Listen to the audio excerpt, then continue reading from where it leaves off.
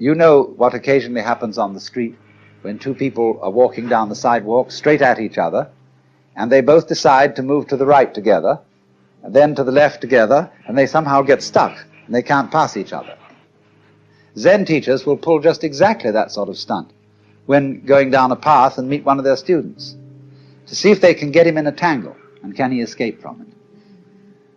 And you will find in everyday life that there is a very clear distinction between people who always seem to be self-possessed and people who are dithering and nervous and don't quite know how to react in any given situation, always getting embarrassed, because they have their life too strongly programmed. You said, this is a common marriage argument. You said you would do such and such a thing at such and such a time, and now you've changed your plans.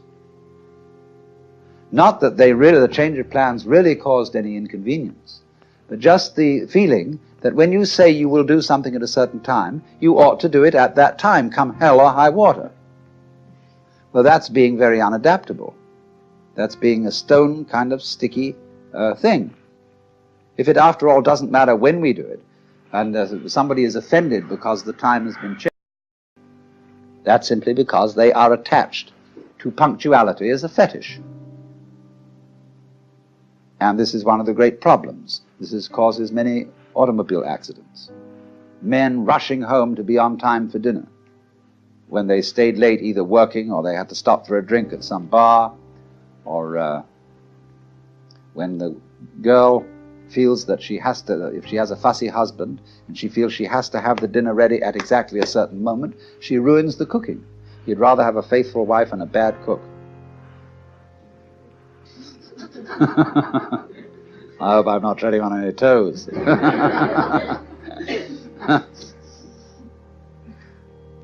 So, you see, we spend an awful lot of energy trying to make our lives fit images of what life is or should be, which they could never possibly fit.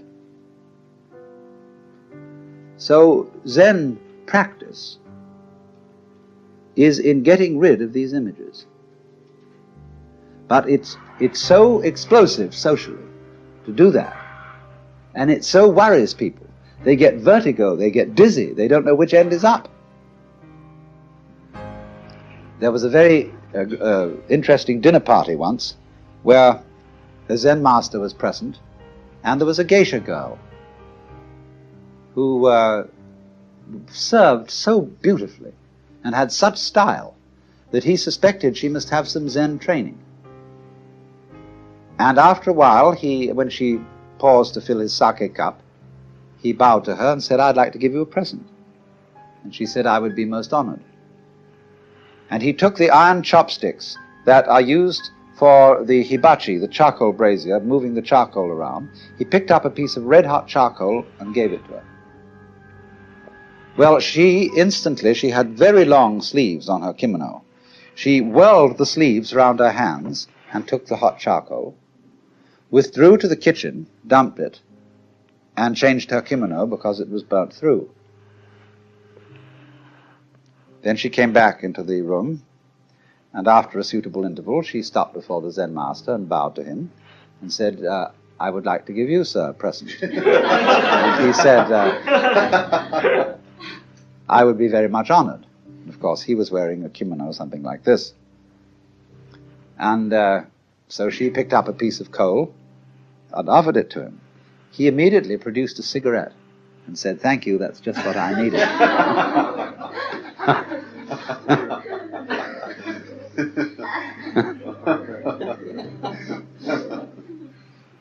Now, you know, in the same way that we have this in our culture, certain people who are comedians, who know how to make jokes and gags in a completely unprepared situation, face them with anything, and they somehow come through. So that is exactly the same thing in a special domain as Zen. Only a master of Zen does this in every life situation. But the important thing is to be able to do this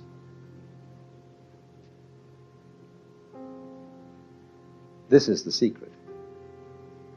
You must remember,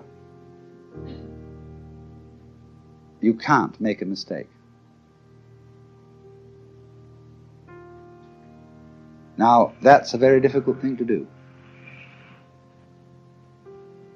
because from childhood up, we have had to conform to a certain social game. And if you're going to conform to this game, you can make mistakes, or not make mistakes. And so, this thing has gone into us all the time. You must do the right thing. There's certain conduct appropriate here, there's certain conduct appropriate there. And that sticks in us, and gives us a double self all our lives long, because we never grow up. Now, I only say, if that game begins to bore you, and it begins to trouble you and give you ulcers and all kinds of things, then you raise the problem of getting out of it. And therefore you start to become interested in things like Zen. That is simply a symptom of your growing in a certain direction, where you are tired of playing a certain kind of game. You are as naturally flowing in another direction as if a tree were putting out a new branch. So because you say, oh well, we people are interested in higher things, you see, that depends still on the differentiation of rank between the superior and the inferior people. But when you begin to see through that and grow out of that, you don't think anymore of this superior and inferior classification. You don't think we are spiritual people who attend to higher things as distinct from these morons who are only interested in beer and television. This is simply our particular form of life. Like there are crabs, and there are spiders, and there are sharks, and there are sparrows, and so on. But remember, in the process of growth, the oak is not better than the acorn. Because what does it do? It produces acorns. Or you could say, just like I sometimes love to say, that a chicken is one egg's way of becoming others. So an oak is an acorn's way of becoming other acorns. Where is the point of superiority? The first verse of that poem I just quoted, first verse is, in the landscape of spring there is nothing superior and nothing inferior. The flowering branches are naturally some short, some long.